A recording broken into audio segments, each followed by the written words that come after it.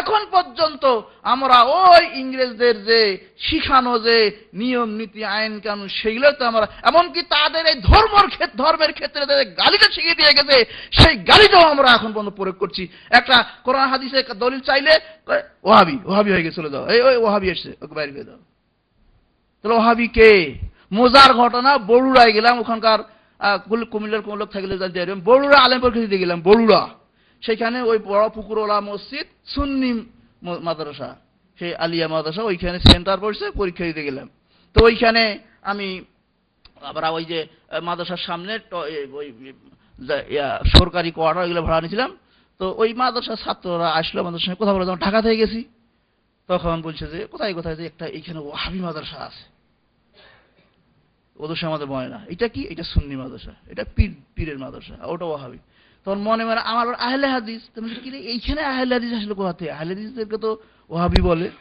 তখন মনের কথা মনে রেখে বিকাল বেলা আস্তে করে ওই বাজার দিয়ে গেলাম, যে দেখি ওইখানে দেওবন্দি মাদ্রাসা, দেওবন্দি নিসাবে হানাফি, দেওবন্দি নিসাবের মাদ্রাসা হাদিস কোরআন পড়ানো হচ্ছে সেখানে, ওরা ওয়াহাবি। মুঝে হায় হায়, হানাফি মাদ্রাসা, দেওবন্দি মাদ্রাসা, এই বেলবি থেকে ওরা ভালো, তা ওরা ওয়াহাবি হয়ে গেল। মানে যে যত ভালো, যে যত কোরআন হাদিস দিকে গিয়ে সে তত বড় ওয়াহাবি। ভাই সব ওয়াহাবি এই দেশ থেকে বেরিয়ে গেছে। আপনারা এইখানে এসে শুনেছেন কোন ব্যক্তির মুখে যে আমি ওয়াহাবি?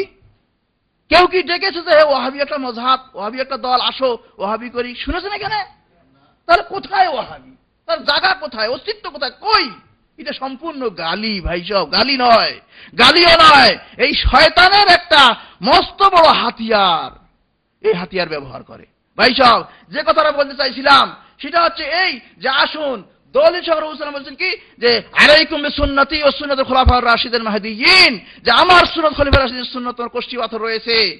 দেখবে কোন মাসআলা, কোন কথা, কোন নিয়ম, কোন নীতি তোমাদের সামনে এলো, দেখবেন রাসূল সাল্লাল্লাহু আলাইহি ওয়াসাল্লামের যুগে ছিল কিনা, তিনি বলেছেন কিনা, তার যুগে করা হয়েছে কিনা, বা সাহাবা কেরামের যুগে করা হয়েছে কিনা, এটা দেখবেন। দেখে আপনি সেটা আর কি, আপনি যদি থাকে নিলেন, না নিলেন না, পরিষ্কার হয়ে গেল।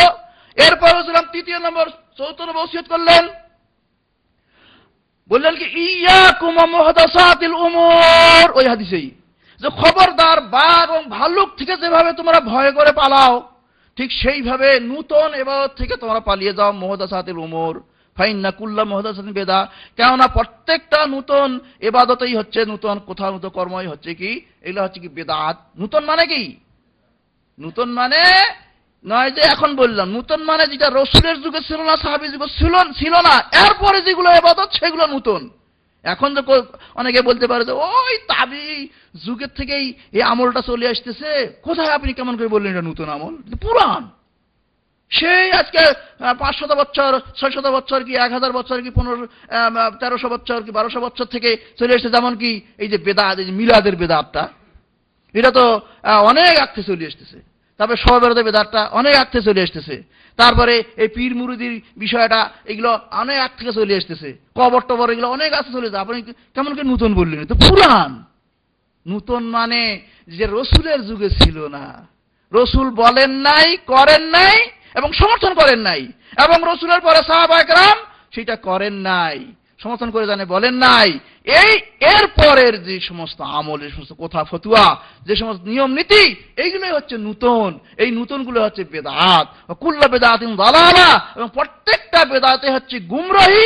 নাসাই শরীফে এই হাদিসটা আছে, সেখানে আছে কুল্লু দালালাতিন ফিন্নার, এবং প্রত্যেকটা গুমরাহি জাহান্নামে নিয়ে যাওয়ার কারণ হয়ে যায়। ভাই সব এগুলো ইবাদত করে করলাম।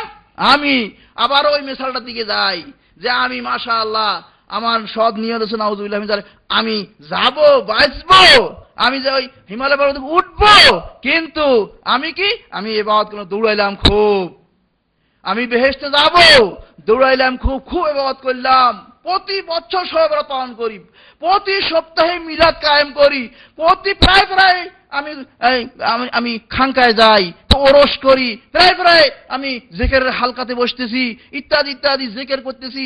এই কত ইবাদত করলাম, কত, কি তারপরে আমি যাইতে পারবো না? নাউজুবিল্লাহ, যাইতে পারবেন না। কেন? যে এটা রসুলের সুন্নতে নাই, এটা ওই ডাইন বায়ের পথ, এটা শয়তান পথ দেখে দিয়েছে, যেতে পারবেন না, দেখে নিতে হবে ভাই সব। সেই জন্য করে রোজার মাঝে কি খবরদার নতুন ইবাদতে বেদাতে কি তোমরা দূরে থাকবে ভাই সব। এই হচ্ছে সরল পথ। এই যে এইভাবে যদি আমরা যাচাই করে নেই, তাহলে ইনশাআল্লাহ আমরা কখনোই আমরা সরল পথে হারিয়ে যাব না।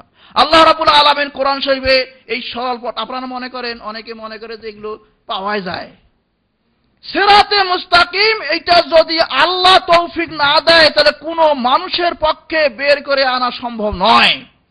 আপনার আমার চেষ্টা থাকতে হবে, কিন্তু তৌফিক হইতে হবে আল্লাহর কাছ থেকে। এই জন্য প্রতি নামাজে আল্লাহ রাব্বুল আলামিন প্রত্যেকটা মুসাল্লির কাছ থেকে বলিয়ে নেন যে আমার কাছে চাও, ইহদিনাস সিরাতাল মুস্তাকিম, হে আল্লাহ তুমি আমাদেরকে সিরাতে মুস্তাকিম দেখাও, সরল পথ তুমি দেখাও। কেন? এটা যে আল্লাহ ছাড়া হয় না। সিরাতাল্লাযীনা আন'আমতা আলাইহিম, সরল পথ হচ্ছে ওই পথ, যে পথ ওই লোকদের পথ, যে লোকদের উপরে তুমি নাম করেছ, যাদের উপর তুমি খুশি হয়েছ। তারা কে? কোরআন শরীফের ভিতরে রয়েছে তারা নবী, তারা শহীদ, তারা সিদ্দিক, তারা হচ্ছেন কি সালেহিন নেককার ব্যক্তি। এদের পথ, নবীর পথ দাও। নবীর পথ হচ্ছে কি সরল পথ। নবীর পথ ওই পথ যে জেনে শুনে নিয়ে দেখে নিয়ে হাঁটতে হয় ভাই সব। হিমালয় পর্বতে যাবেন, আগে পথ ধরার আগে যে পথ চিনে তার কাছ থেকে ম্যাপ করে নিয়ে শিখে নিয়ে বারে বারে সেটাকে দেখে নিয়ে তারপরে জাগ্রত অবস্থায় আপনি যদি পথ পাড়ি দেন, তাহলে আপনাকে যে কোনো শত্রু আপনাকে আসুক না কেন, আপনি না না না তোমার কথা মিথ্যা, আমি পথ চিনি বাবু, তুমি চলে যাও, তোমার কথা আমি শুনবো না। আর যদি আপনি পথ না জানেন, তখন আপনি কি করবেন? তখন যেদিকে যাইতে পারেন সেই দিকে আপনি দৌড়াবেন, যেদিকে ধাক্কা দিবে সেদিকে চলে যাবেন, বাতাসে যেদিকে নিয়ে যাবে সেদিকে আপনি চলে যাবেন ভাই সব। এই জন্য করে এই নবীদের পথ হচ্ছে কি যে আপনার পথটা জেনে নিতে হবে, ইসলাম শিখতে হবে। এই জন্য রাসূল সাল্লাল্লাহু আলাইহি ওয়াসাল্লাম বলেছেন যে হাদিসে কি যে তালাবুল ইলমি ফরিদাতুন আলা কুল্লি মুসলিম। সিউতি, ইমাম সিউতি রওয়ায়াত করেছেন, অনেকগুলো রওয়ায়াত হিসেবে হাদিস সহিহ হয়ে যায়, হাসান সহিহ হয়ে যায়, যে ভাই সব যে কি যে যে ইলম শিক্ষা গ্রহণ করা তোমরা ফরজ, শিখতে হবে, জানতে হবে কোনটুকু যে আপনি আমি বাঁচার জন্যে যতখানি এলেমের দরকার আছে সেই এলেমটুকু আমার শিখতেই হবে, জানতেই হবে। না হয়তো আমি সরল পথ দেখতে পারবো না। আমি যদি পথ না চাই, আমি যদি সঠিক সুন্নতটা আমি না শিখি, তাহলে তো স্বভাবতই শয়তান এসে, মানুষরূপী শয়তান, জিনরূপী শয়তান এসে আমাকে বিভিন্ন দিকে নিয়ে যাবে, আমাকে খানকাওয়ালারা এসে নিয়ে যাবে খানকাতে, কিন্তু ওটা যে ভুল ওইটা তো আমি বুঝতে পারবো না। তখন ওইখানে গিয়ে আমি আমার সময়টা নষ্ট করে ফেলবো, আমার সময় শেষ। মানুষের একটা তো লিমিট সময় থাকে, সময় শেষ, মৃত্যু সে গ্রাস করে ফেললো, আমি জাহান্নামে, নাউজুবিল্লাহ মিন যালিক। এই জন্য শিখতে হবে, জানতে হবে। মাশাআল্লাহ, ইসলামী সেন্টার যারা এখানে, এই ধরনের পরিবেশ বাংলাদেশে নাই। আছে ওই মাদ্রাসায় ওই সেই আগের নিয়মে খাকান, ওই যা পড়ায় তা ওইটুকুই পড়ে, নিয়ম নাই। আচ্ছা, কারো যদি ছোটবেলায় মাদ্রাসায় পড়ার তৌফিক না থাকে কোনো কারণে, বা মায়ের অবহেলার কারণে, যে কোনো কারণে পড়া বড় হয়ে গেলে শেষ, ওর আর শিক্ষা আর নাই। মসজিদে যদিও একটু শিখবে, তো মসজিদের খুতবাটাও বাংলা দেওয়া হয় না, মসজিদের খুতবাটা বাংলা দেওয়া হয় না, যে ওয়াজিব মনে করে মানুষ, একটা ফরজ মনে করে বসে সাপ্তাহিক একটা শিক্ষা যে মসজিদ থেকে শিখে নিবে, সেটাও তো নাই, বন্ধ করে রেখেছে, অন্ধ করে রেখেছে সেটাও। এই ধরনের কোন সেন্টার বা ইত্যাদি সেখানে যে ওয়াজ বছরে মাদ্রাসা ভিত্তিক, মসজিদ ভিত্তিক বাৎসরিক ওয়াজ হয়, তা সে ওয়াজ কি ওয়াজ?